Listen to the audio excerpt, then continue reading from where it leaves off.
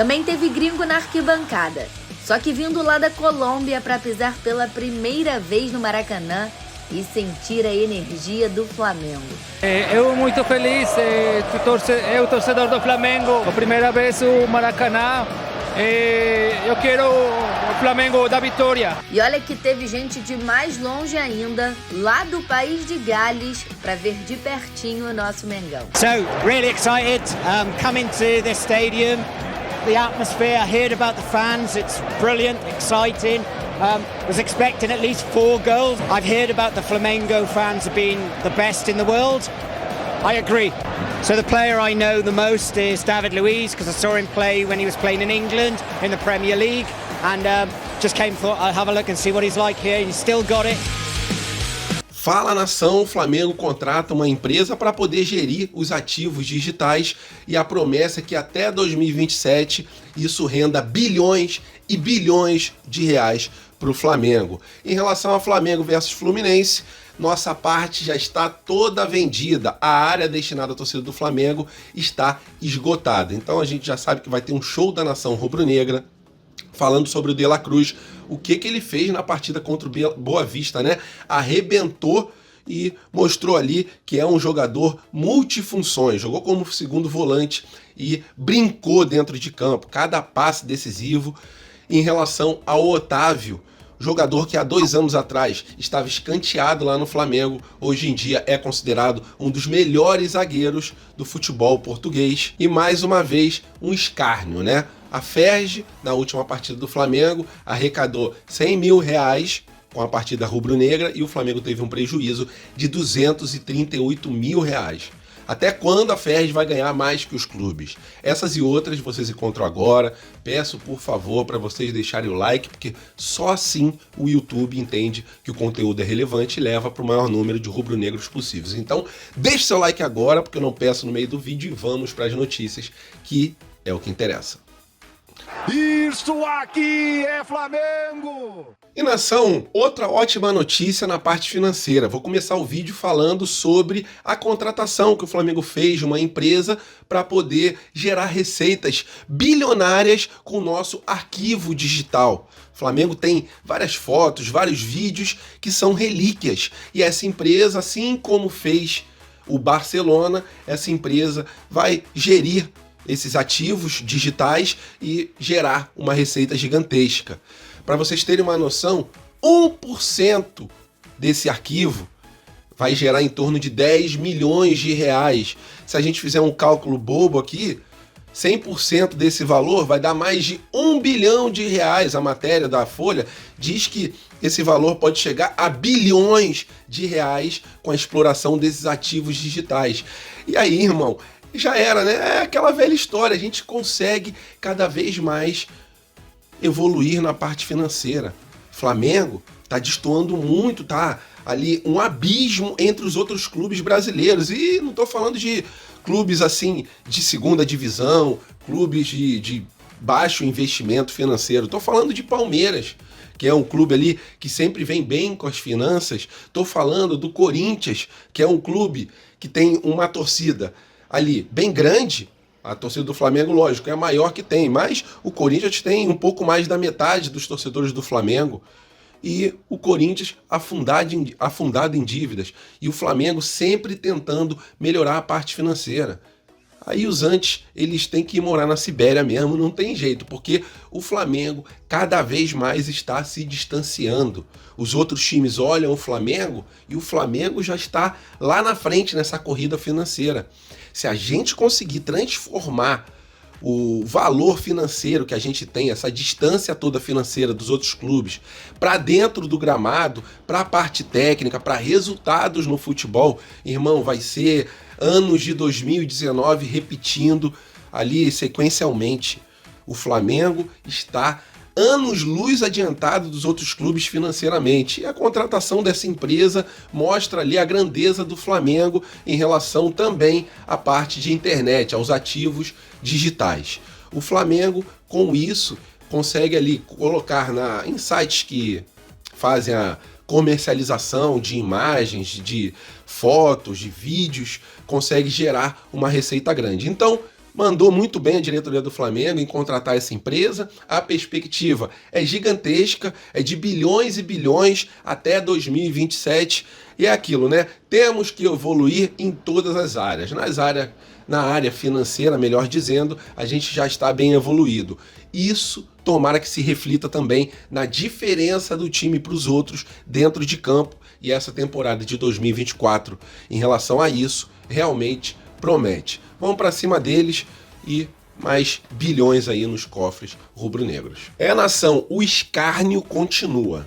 Flamengo jogou contra o Boa Vista no Maracanã, colocamos mais de 35 mil pagantes para dentro do Maracanã e, infelizmente, a Ferj conseguiu superar o Flamengo em arrecadação, né? Com uma renda de mais de R$1 milhão, mas o Flamengo levou um prejuízo de mais de R$238 mil. A Ferj, que não é clube, conseguiu ali líquido no bolso R$100 mil de lucro.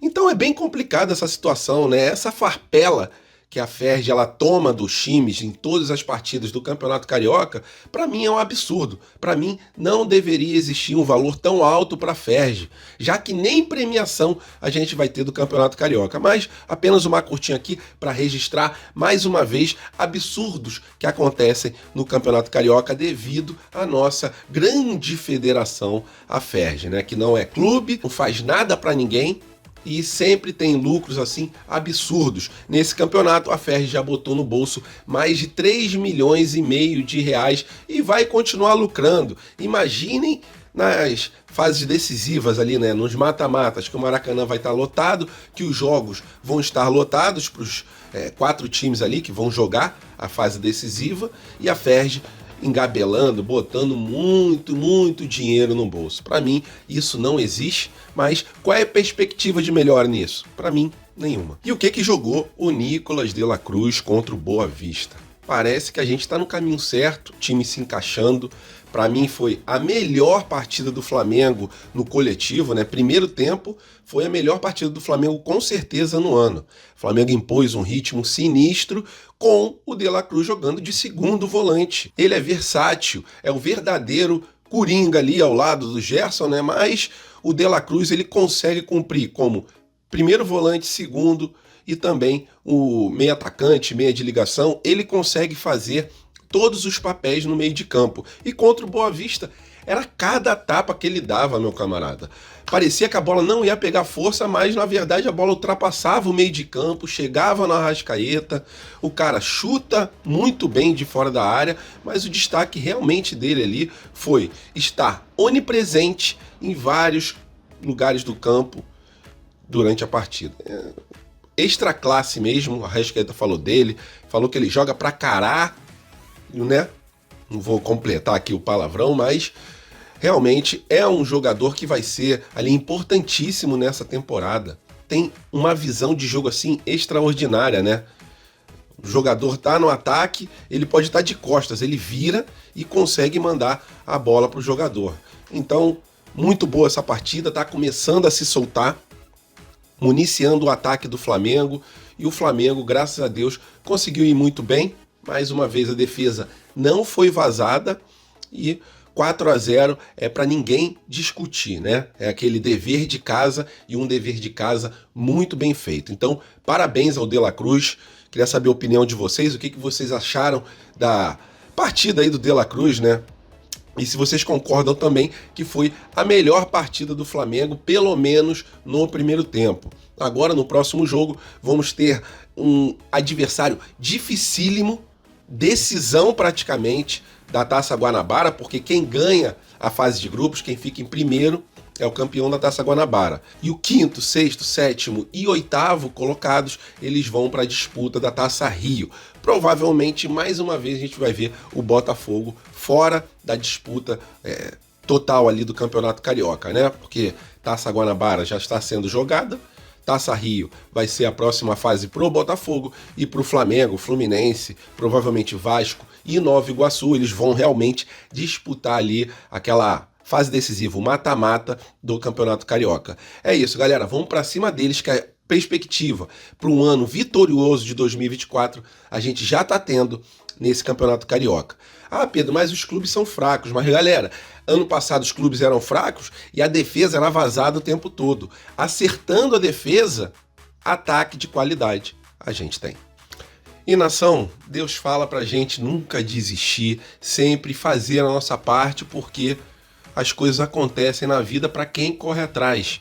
E o Otávio não foi diferente, nossa cria do Ninho do Urubu, ele que era um jogador praticamente descartado em 2022, treinava ali, mas não tinha perspectiva de nada, não era relacionado aos jogos, não jogava pelo Flamengo, e aí a diretoria emprestou para o Famalicão com o valor de passe fixado em 500 mil euros, valor assim ridículo, absurdo, mas o Flamengo continuou com 30% do passe do atleta, já que ele foi muito bem no Famalicão, time português, despertou o interesse do Porto, foi vendido para o Porto, hoje em dia é considerado um dos melhores zagueiros lá de Portugal e foi vendido por 12 milhões de euros. Mais de 60 milhões de reais. Flamengo ficou com 19 milhões de reais, mas o que eu queria expor para vocês aqui é o seguinte: não desistam dos seus sonhos, continuem correndo atrás, façam sua parte, porque Deus está vendo e uma hora ou outra, a gente insistindo, batalhando, as coisas vão fluir como fluíram para o Otávio. Então, bem legal a gente ver o jogador 2 anos depois sendo uma das maiores vendas da história do futebol português. Um jogador que era praticamente descartado no Flamengo. Um jogador que meu pai entrevistou quando o Flamengo foi campeão em cima do Fluminense, sub-17, se eu não me engano, ou sub-20. E ele entrou numa fogueira danada porque os jogadores do Flamengo estavam com um surto ali de cachumba, se eu não me engano, estavam com problemas de saúde, a maioria dos jogadores. Entramos com um time de categoria inferior ao que foi o Fluminense, e o Otávio na zaga fechou ali a parte defensiva. Meu pai entrevistou ele no final do jogo e falou: Otávio, você é um jogador que não tem medo de cara feia, entrou num fogo danado e conseguiu dar conta do recado. Então ali, eu e meu pai, a gente já via um bom zagueiro. Não teve oportunidade, são coisas que acontecem, mas hoje em dia, realmente, a vida dele mudou da água para o vinho. Jogou contra o Arsenal, lá pela Liga dos Campeões, jogou muito. Então, bem legal da gente ver essa situação aí do nosso Otávio, eterno Otávio, cria do Ninho do Urubu, batendo asas e voando e alçando voos bem altos lá na Europa. Parabéns e, galera, para vocês todos, nunca desistam dos seus sonhos, mas nós sempre temos que fazer a nossa parte. E já virou tradição, já virou ali uma situação que a gente vê sempre, que é a parte do Flamengo lotada nos jogos, mesmo que o outro time não consiga lotar, assim como foi lá em Orlando, na casa do Orlando City, a gente lotou o estádio e a torcida adversária deixou cheio de buracos, cheio de vazios lá, o seu lado da arquibancada. E dessa vez parece que não vai ser diferente. Vai ter Fla-Flu no Maracanã no próximo domingo. A parte do Fluminense, dos torcedores do Fluminense, está à venda. Tem bastante ingresso para a torcida do Fluminense. Mas já no lado do Flamengo, na quarta-feira, vários dias antes do jogo, a gente já lotou. A gente já comprou, esgotou a parte que é devida à nossa torcida, né? O setor que é da torcida do Flamengo está esgotado. Só sobrou na parte do Fluminense, na área mista. E provavelmente na área mista também, rapidamente esses ingressos vão acabar com uma lotação muito maior da torcida do Flamengo do que a torcida do Fluminense. É aquilo, né? É a maior torcida do mundo, somos 50 milhões, levamos o Flamengo do lixo ao luxo em relação à parte financeira, porque o Bandeira de Melo, em 2013, começou a mudar ali a estratégia do Flamengo para conseguir pagar as dívidas. Tínhamos uma dívida de mais de 800 milhões de reais. Se a gente fosse converter para hoje em dia, mais de 1,5 bilhão de reais, 1 bilhão e 300, se a gente colocar os juros, né? A inflação, os valores ali devidos de antigamente.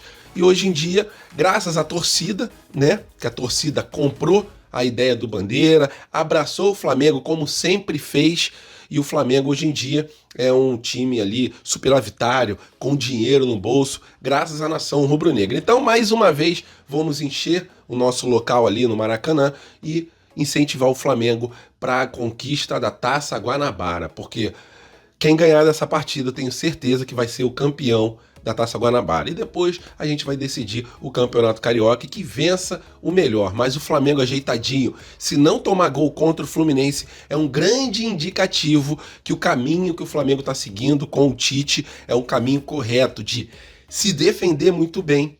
E o ataque é aquilo, né? É chapéu pro palhaço, como sempre. Valeu, nação rubro-negra. Tenha uma semana abençoada. Fiquem com Deus. Até a próxima e fui!